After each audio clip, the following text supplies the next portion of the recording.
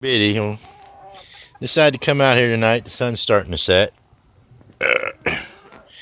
And I'm out here doing a few things. I thought I'd give the old roosters a check real quick. I do a rooster check every now and then. Sometimes you have to check them to see if they got their mind right. Get back, chicken.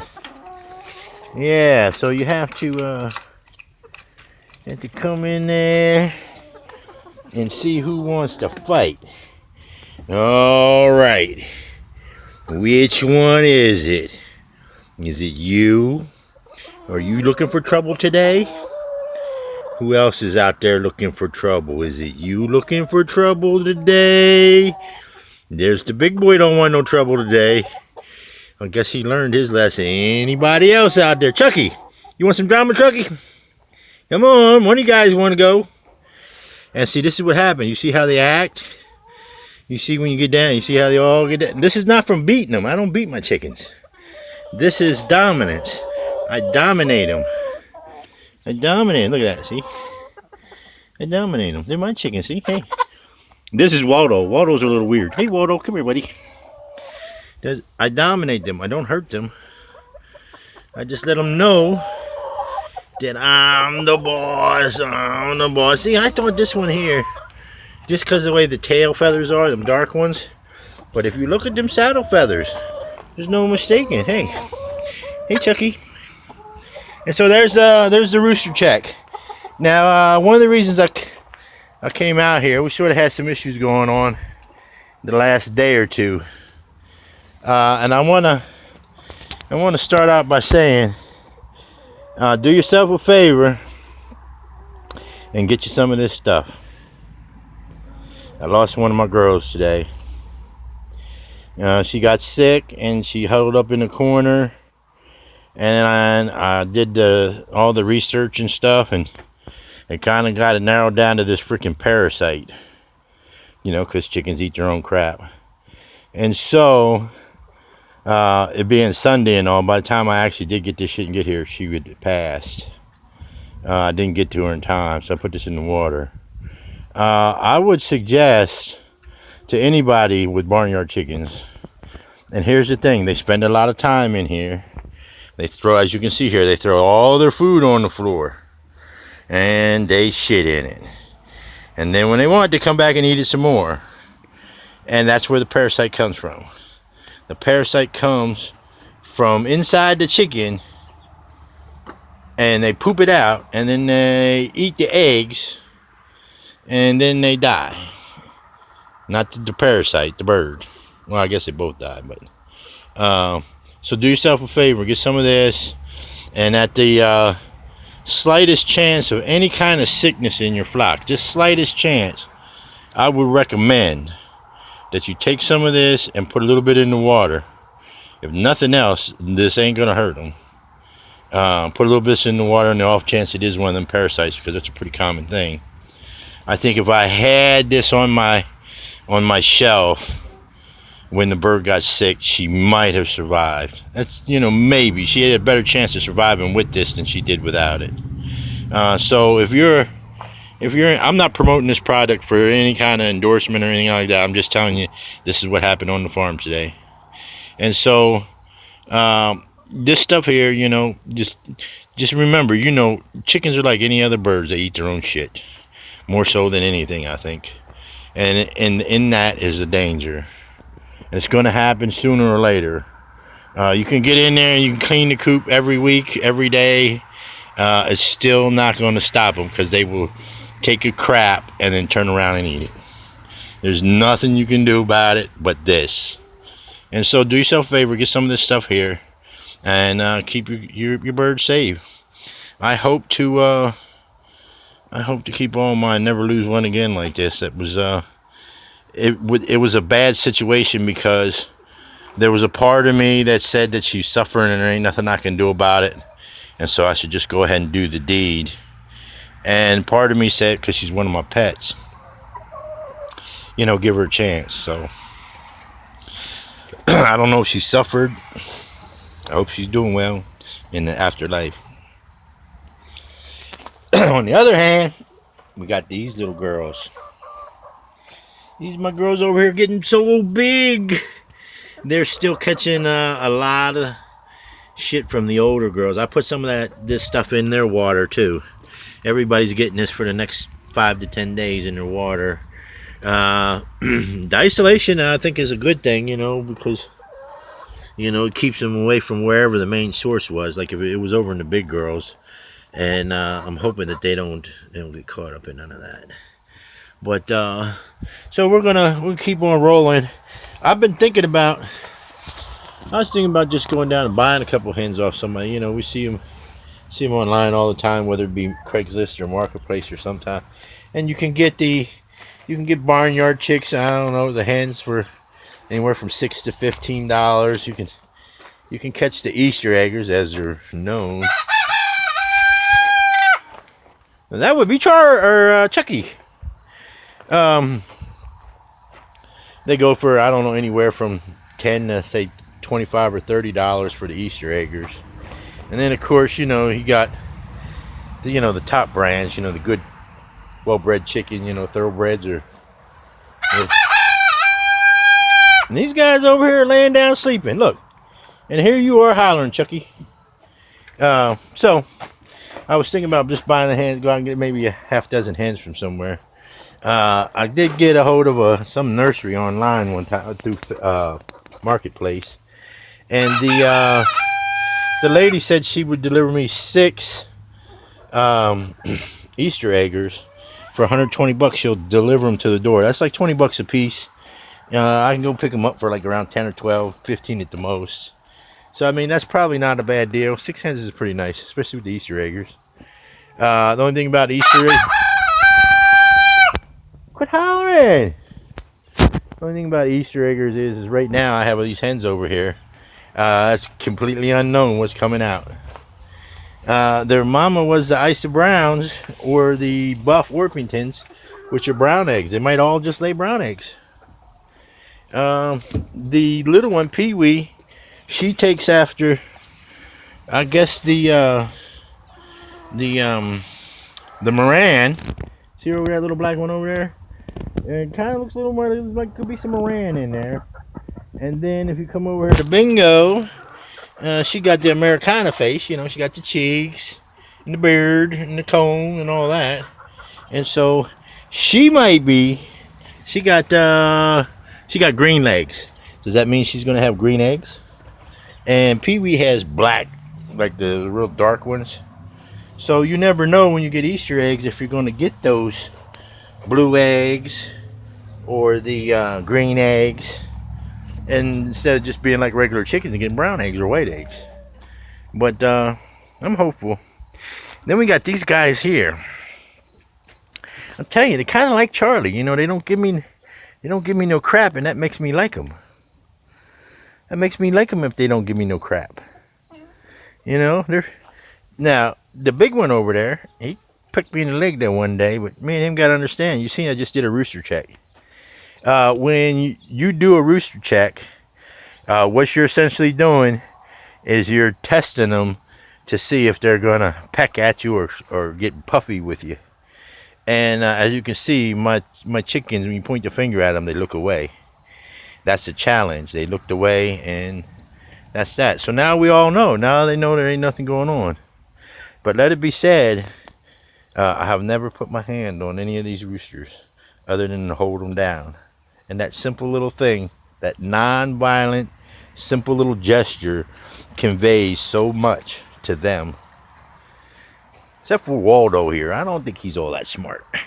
Hey, Waldo. He got a name. He got Waldo. I was toying with the idea of calling him Duke, but I don't know if that's not right for him. He's got to have a name, but I don't think Duke is it. He seems royal, he's majestic, Needs something a little more than a common. Look at this, look at you. Look at you. That's Roscoe. Go get him, buddy. Roscoe's badass. I like Roscoe. I would like to keep all of them. I really would. I don't know why, but I like them all. They're like my little friends. Hey, buddy. What you doing there? What you guys doing? And there's little Mr. Big Mouth over there likes to howl. He got orange on him. Look at that shit. I got blue roosters and orange roosters and brown roosters and white roosters. And look at you. Hey, bud, come here. Let me see the front of you here. He's got this pattern on the front. It's like a lace, like the lace Wyandottes or something. And he's got it too. Roscoe's got it too. Look, come here. Hey. Come here, Roscoe. Look at it. Doesn't it almost look like those lace Wyandottes? In the front. Doesn't that seem to put you there? And then he's got purple on his back. I dig having purple chickens. Got purple chickens.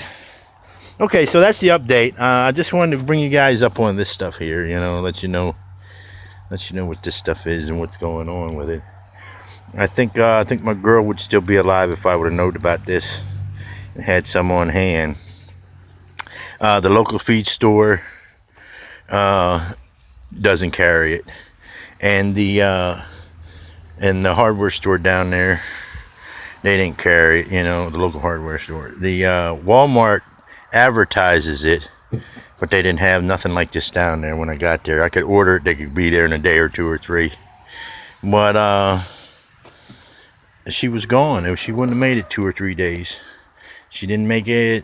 From the time I caught it until the time she passed was only less than 24 hours.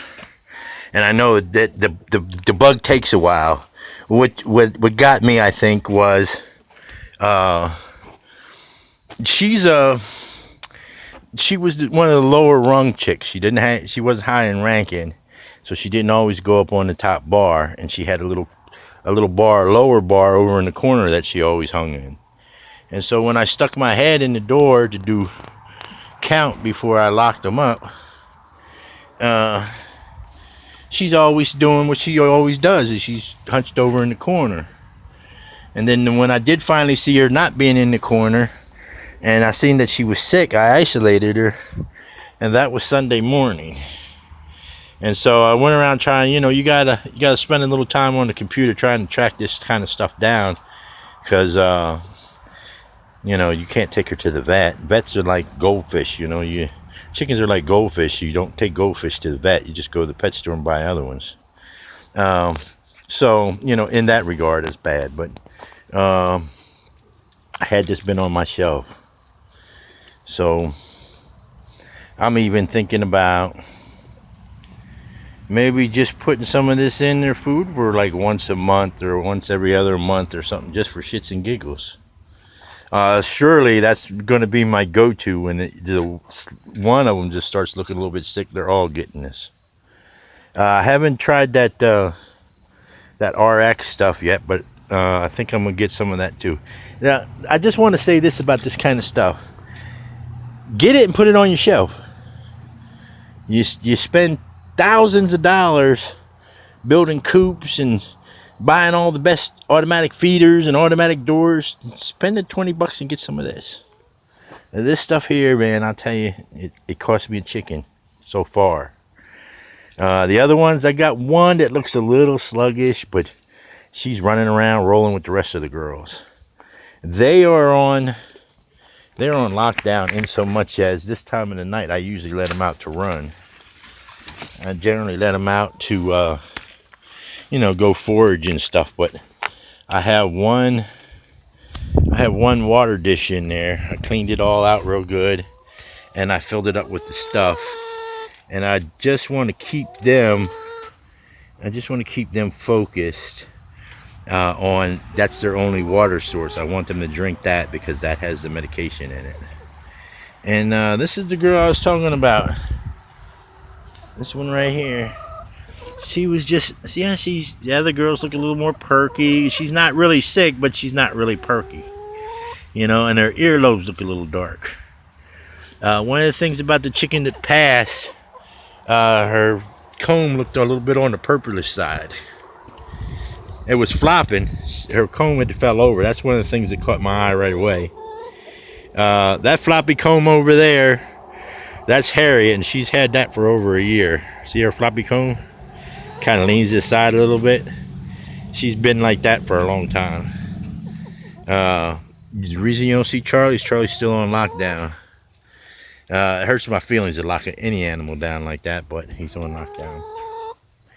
Oh, quit your crying. See, she wants out. You can't come out today. Get out of there. You can't come out of there. Go lay down. They want to go out and do their free range. I might keep them locked down again tomorrow, but what I'll do is I'll go down. The guy has horses around the corner here. I'll go down and get a couple loads of horse manure, and I'll dump a tote full of it right there where in between the building and the fence. And I'll just make a line, and then they'll come out there and they'll just spend all day going through it. That's a good little pacifier for them when they're on lockdown. So, as you can see, they do it. The food everywhere. Look, food is everywhere. I think I'm going to take a day. Now, see, that's kind of weird. I don't know if you can see this. Wait a minute. Let me put this down. Let me try to zoom in here. There's my freaking problem right there. Can you see that bird sitting in there? That little tiny bird? That's the shit that worries me. That little bird is sitting there in the house with all these chickens around, and nobody's bothering him, and he ain't excited, he ain't doing nothing.